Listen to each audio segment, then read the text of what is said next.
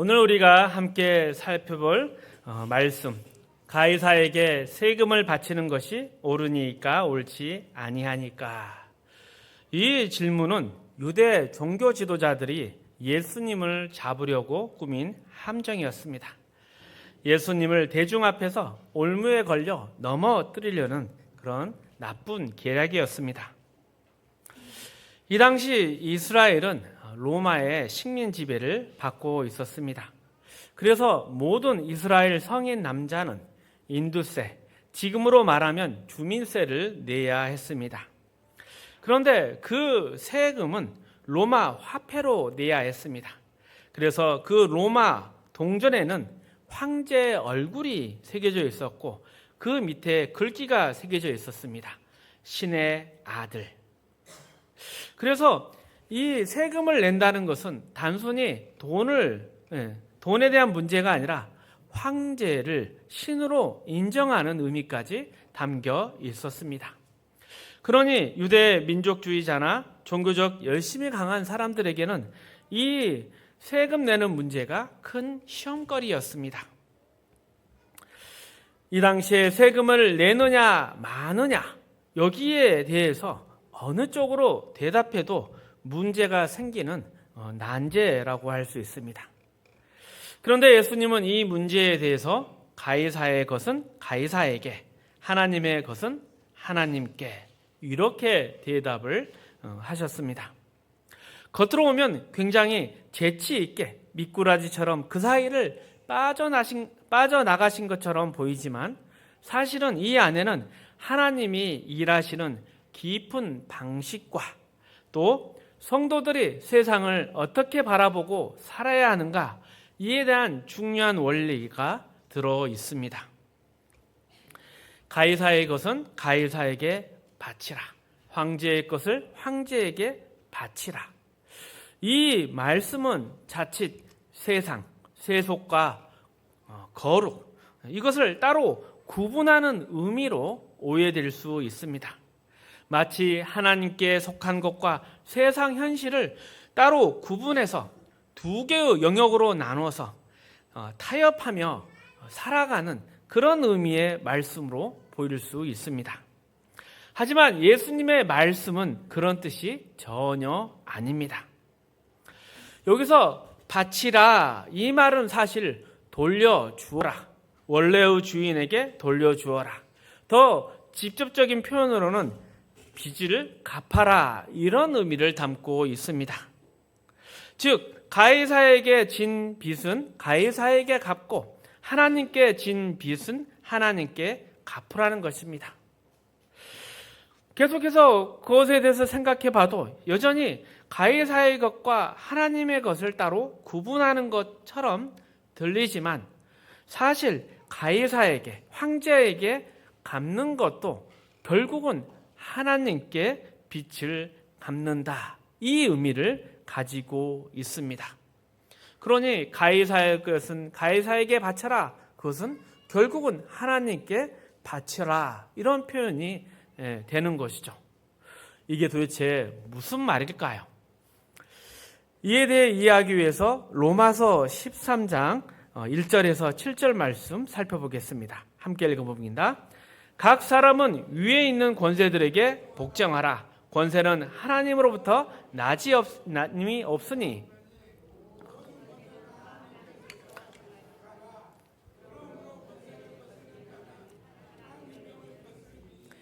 거스르는 자들은 심판을 자취하리라. 다스리는 자들은 선한 일에 대하여 두려움이 되지 않고 악한 일에 대하여 되나니 내가 권세를 두려워하지 아니하느냐. 선을 행하라. 그리하면 그에게 칭찬을 받으리라. 그러나 하나님의 사역자가 되어 내게 선을 베푸는 자니라. 그러나 내가 악을 행하거든 두려워하라. 그가 공연히 칼을 가지지 아니하였으니 곧 하나님의 사역자가 되어 악을 행하는 자에게 진노하심을 따라 보응하는 자니라.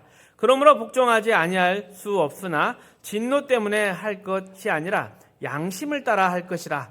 너희가 조세를 바치는 것도 이로 말미암음이라. 그들이 하나님의 일꾼이 되어 바로 이 일에 항상 힘쓰니이라. 모든 자에게 줄 것을 주되 조세를 받은 자에게 조세를 바치고 관세를 받은 자에게 관세를 바치고 두려워할 자를 두려워하며 존경할 자를 존경하라. 이 말씀은 바울이 당시에 로마에서 살고 있는 성도들에게 보낸 편지입니다. 그리고 또한 이것은 우리에게도 다소 의외로 들릴 수 있습니다. 자, 그 당시 로마에서 살고 있는 성도들. 당시 로마는 황제를 숭배하고 수많은 우상을 섬기던 나라였습니다. 로마의 유적지 가보면 지금 남아있는 게 대부분이 신전터이지 않습니까? 그래서 이 당시 로마의 권세에 있는 자들에게 복종하라. 이 말은 자칫 로마의 정책이나 사회 풍습, 심지어 그들의 종교 관습까지도 받아들여라. 이런 의미로 들릴 수 있습니다. 그렇다면 유일신을 믿는 우리의 신앙과 어떻게 타협할 수 있느냐? 이런 반감과 의문이 생길 수밖에 없는 것이죠. 그리고 실제로 우리나라도 일제 치하에서 이런 일이 벌어지지 않았습니까? 하지만 바울의 의도는 다른 것입니다. 그는 통치자들이 하나님의 편이 아니고 또 믿음의 사람이 아니더라도 그 권세 자체가 하나님께로부터 온 것임을 강조하고 있습니다. 하나님께서 그들을 사용하신다는 점에서 그 권세 뒤에도 하나님의 손길이 있다는 사실을 잊지 말라고 가르친 것입니다.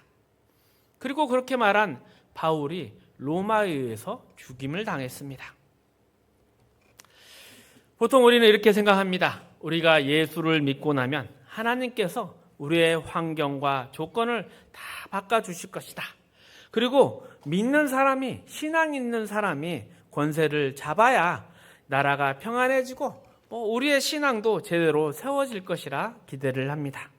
그래서 늘 지도자가 하나님을 두려워하는 사람, 신앙인이었으면 좋겠다고 기도를 합니다. 실제로 우리나라 대통령 중에도 그런 신앙을 가진 사람이 있었습니다.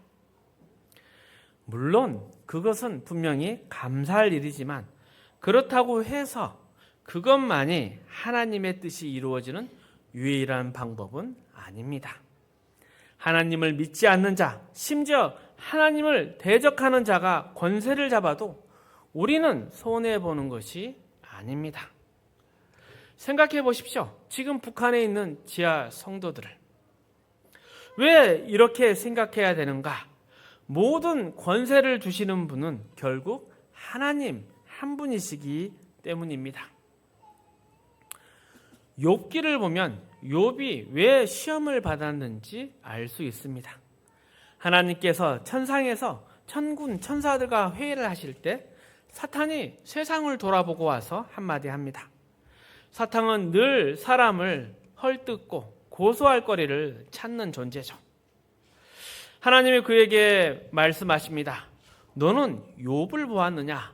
하나님을 경외하며 신실하게 사는 자, 그 욥을 보았느냐? 이 말에 사탄은 왜 늘 너는 그런 모습이냐? 이런 꾸짖음을 담고 있게 반감을 가지고 대답을 합니다. 욥이 까닭 없이 하나님께 순종하고 섬기겠습니까? 하나님이 그에게 주신 것이 있으니까, 복을 주시고 형통하게 하시니까 순종하는 것이지 고난이 오면 순종하겠습니까? 이런 식으로 대답을 합니다. 하나님 앞에 이의를 제기한 것이죠. 사탄은 욥을 고통을 줘보자, 고난을 줘보자, 그러면 그가 바뀔 것이다, 이런 식으로 하나님께 도전을 한 것이고 하나님은 허락을 하십니다. 그래서 그의 재산과 자녀가 하루아침에 사라지고 큰 육신의 고난도 닥치게 되었습니다. 겉으로 보면 참 안타까워 보입니다. 하나님께서 사탄과 내기를 하셔서 욥을 내버려 두고 방치하는 것처럼 보일 수 있습니다. 아니, 한 사람의 인생이 얼마나 중요한데 그렇게 가벼이 시험 가운데 던져줄 수 있는 것인가? 거부감이 생길 수 있습니다. 하지만 여기에는 중요한 두 가지 사실이 있습니다. 첫 번째, 사탄은 하나님의 허락 없이는 아무 일도 할 수 없었다는 것이죠. 하나님이 허락했기에 이 일이 벌어질 수 있는 것입니다. 욥의 고난은 결국 하나님의 주권 아래에서 일어난 사건입니다. 그리고 두 번째, 그 고난은 단순한 내기가 아니라 성경을 계속 읽어보면 욥에게 꼭 필요한 과정이었다는 것을 알 수 있습니다. 욥은 고난 후에 7배나 더 큰 복을 받게 됩니다. 이것은 단순히 물질의 복을 더 많이 받았다 이런 것을 넘어섭니다. 욥의 마지막 고백이 어떠합니까? 전에는 귀로만 하나님을 들었는데 이제 눈으로 하나님을 뵙습니다. 이처럼 욥이 받은 고난은 하나님을 더 깊이 알고 체험하는 자리로 이끄는 필수 과정이었던 것입니다. 우리도 꼭 알아야 할 것이 있습니다. 우리의 삶에 다가오는 일이 거룩하지도 않고 선해 보이지도 않고 그런 일이 왜 일어나는가 의문이 든다 하더라도 그 배후에는 하나님의 통치와 손길이 늘 함께하고 있습니다. 우리는 흔히 좋은 일이나 형통한 일이 생기면 하나님의 간섭입니다 이렇게 생각하고 고난이나 재난은 악한 것들의 공격으로 생각합니다. 그래서 하나님 이 고난에서 빨리 나를 건져 주십시오. 구원해 주십시오. 그렇게 기도를 합니다. 하지만 하나님께서는 이 고난조차도 하나님의 허락 없이 일어나지가 않고 또 이것을 허락했다는 것은 형통함으로는 이룰 수 없는 더 깊은 일을 하나님이 내게 이루기 위한 것입니다. 우리가 인생에서 가장 크게 낙심하는 이유 중 하나는 예수를 믿었는데도 기대한 보상이 없다는 사실입니다. 저도 마찬가지입니다. 진심으로 목숨을 걸고 하나님을 따라 살면 하나님이 다른 것들은 다 챙겨주실 줄 알았습니다. 하지만 꼭 그렇지만은 않더군요. 여러분도 지금 힘든 현실을 살고 있지 않습니까? 물론 제가 여러분의 형편을 다 일일이 알 수는 없지만 저도 그만큼 힘들게 살고 있습니다. 그리고 솔직히 말해서 사는데 가장 필요한 것은 신앙보다는 돈일 때가 많습니다. 요즘 세상에 돈이 제일 필요합니다. 그런데 하나님은 그 돈을 주지 않으십니다. 그리고 이 문제에 대해서는 성경의 해답이 분명하지만 제 자신이 아직 그 해답을 받아들일 실력이 되지 못하고 있습니다. 시편 105편에 가보면 우리 인생의 이런 한숨과 절망에 대해서 미리 그 길을 앞서간 믿음의 선배의 인생 기록이 있습니다. 거기에 답이 있습니다. 우리 16절에서 19절 말씀 함께 읽어봅니다. 그가 또 그 땅에 기근이 들게 하사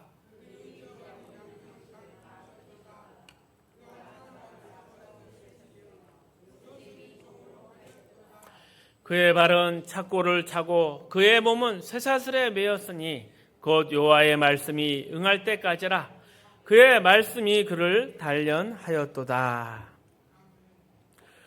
우리가 아는 요셉은 흔히 두 가지로 이해가 됩니다. 한 부류의 사람들은 요셉을 야망과 꿈을 가진 사람, 위대한 비전을 가진 사람으로 봅니다. 형제와 부모가 자기 앞에 무릎 꿇는 꿈을 꾸고 고난 속에서도 믿음으로 끝내 승리한 인물이라 말합니다. 그러나 또 다른 시각에 있어서는 요셉은 그저 아무런 잘못 없이 하루아침에 재난에 휘말려 젊은 사람을 힘겹게 보낸 사람으로 보는 것입니다. 저는 이 해석이 더 마음에 와 닿습니다.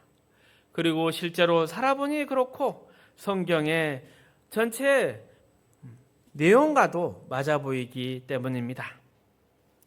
요셉은 17살에 꿈을 꾸었습니다. 그는 야곱이 가장 사랑하는 라헬의 아들이었고 11번째 아들이었습니다. 아버지의 특별한 사랑을 받으며 형들과 달리 아주 편하게 지냈습니다. 그러나 형들이 시기해서 그를 죽이려고 했다가 미디안 상인에게 팔아버렸습니다. 요셉은 팔려가 애굽 보디발의 집의 노예가 되었고 주인의 아내의 유혹을 거절했다가 억울하게 옥살이를 했습니다. 결국 30살에 바로의 꿈을 해석해 총리가 되었지만 그 전까지는 10여 년을 노예와 죄수로 살아야만 했습니다. 만약 그가 이 모든 것을 믿음으로 꿋꿋이 이겨냈다 한다면 요셉은 정말 멋진 인물로 보일 수 있습니다. 하지만 우리의 현실의 삶에는 큰 도움이 되지 않을 것입니다. 성경도 단순히 성공한 위인을 소개하려는 것이 아닙니다. 하나님께서 사람을 어떻게 다루시고 인도하시는지 그것을 보여주는 데 초점이 있습니다. 그래서 우리는 요셉의 이야기를 그러한 하나님의 뜻 가운데 성경의 시각 가운데 이해해야 합니다. 18절 19절 말씀이 이렇습니다. 그의 발은 착고를 차고 그의 몸은 쇠사슬에 매였으니 곧 여호와의 말씀이 응할 때까지라. 그의 말씀이 그를 단련하였도다. 여기서 말씀이 응할 때까지라지 이 표현을 보면 우리는 두 가지를 알 수 있죠. 하나는 요셉이 믿음으로 끝까지 견뎌낸 위인으로 보는 시각을 지지할 수 있다. 이렇게 볼 수 있고 또 다른 하나는 요셉이 이유도 모른 채 고난을 겪었지만 그 모든 과정을 하나님께서 주도하셨다는 의미입니다. 여기서 어떤 것이 맞겠습니까? 후자를 선택하는 것이 맞다고 생각합니다.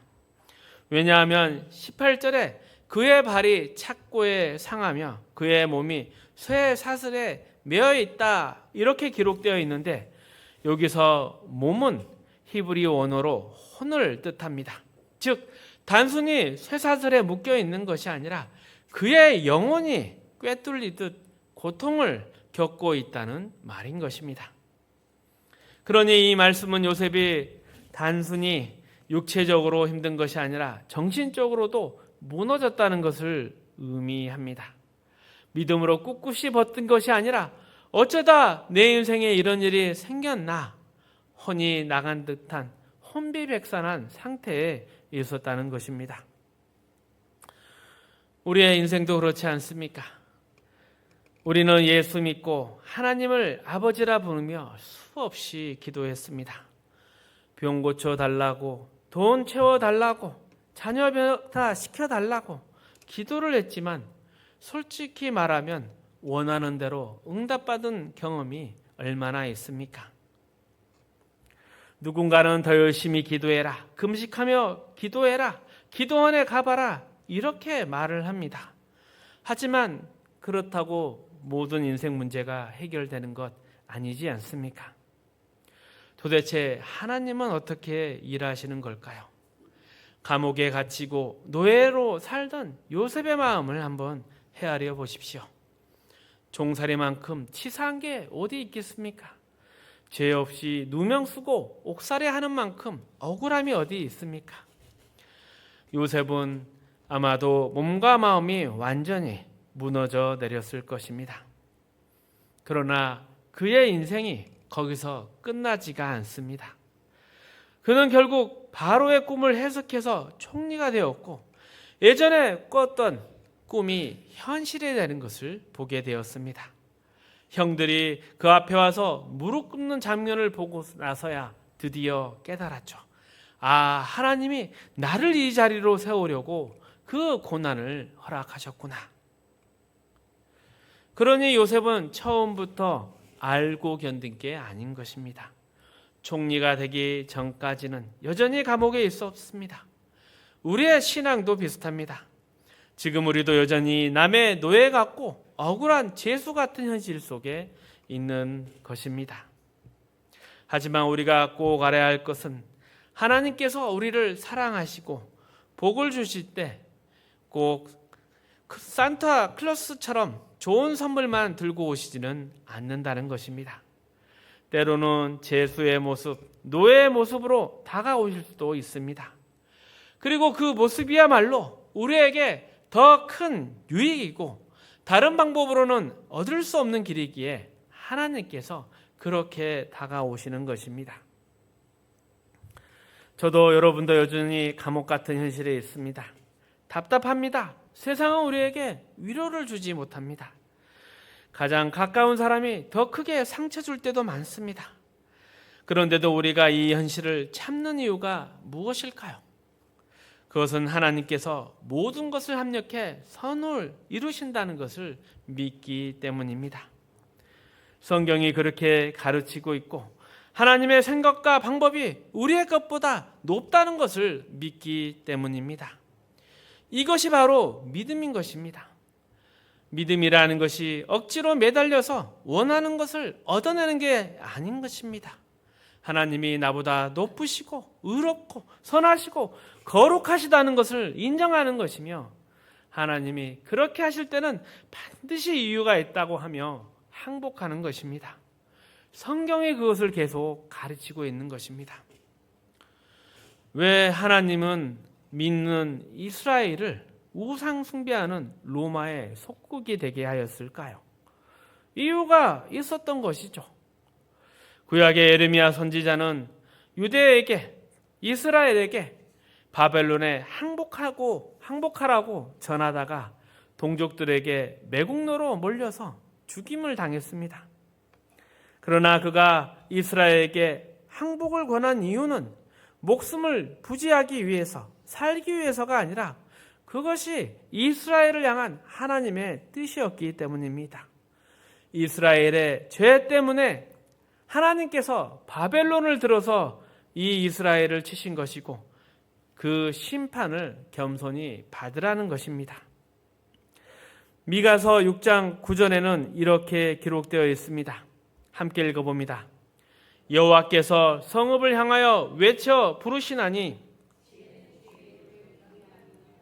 너희는 매가 예비되었나니 그것을 정하신 이가 누구인지 들을지니라.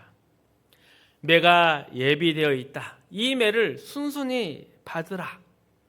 이 말은 강대국의 제국의 침략 앞에 있는 이스라엘 앞에 하신 말씀입니다. 그렇게 침략해오는 아수르가 결코 정치나 종교, 도덕에서 이스라엘보다 낫다 이런 말을 하는 것이 아닙니다. 지금 아수르는 하나님의 손에 붙들린 매였던 것입니다. 그래서 아수르에게 항복하라는 것이 아니라 하나님께 매를 맞으라는 것이고 회개하라는 뜻이었습니다. 가이사의 것은 가이사에게 이 말씀도 같은 의미입니다. 이스라엘이 로마의 식민지가 된 것은 이스라엘의 죄 때문이었습니다. 겉으로는 황제 가이사가 자기 힘으로 정치하는 것 같지만 사실 그는 하나님의 손에 붙들린 도구, 곧 매에 불과한 것입니다. 그러므로 이스라엘은 가이사에게 진 빚을 갚아야 했던 것입니다. 그것이 하나님의 뜻이었습니다. 우리 인생도 마찬가지입니다.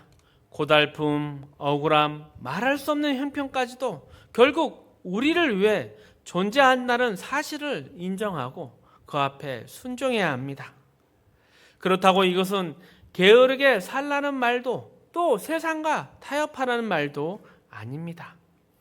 우리가 어떤 환경에 있더라도 하나님의 손길 안에 있다는 것을 받아들이라는 것입니다. 그리고 그 안에서 하나님이 무엇을 이루어 가실지 믿음의 눈으로 인내하라는 것입니다. 그래서 포기하지 마십시오. 그저 고통을 벗어던지는데 힘쓰지 마십시오. 져야 할 짐은 져야 하는 것이고 받아야 할 훈련은 받아야 하는 것입니다. 이것이 성경이 가르치는 복된 길입니다. 우리가 정말 자랑할 거 없어 보이는 이 초라한 현실조차도 사실은 돈이나 권력이나 명예 못지않게 하나님이 복 주시는 방법이며 손길입니다. 그래서 우리는 세상을 부러워하거나 비교하고 한탄할 이유가 없습니다. 우리는 하나님의 귀한 자녀들입니다. 바울이 이렇게 증거합니다. 함께 읽어봅니다. 우리가 알거니와 하나님을 사랑하는 자, 곧 그의 뜻대로 부르심을 입은 자들에게는 모든 것이 합력하여 선을 이루니라. 그런즉 이 일에 대하여 우리가 무슨 말을 하리요? 만일 하나님이 우리를 위하시면 누가 우리를 대적하리요?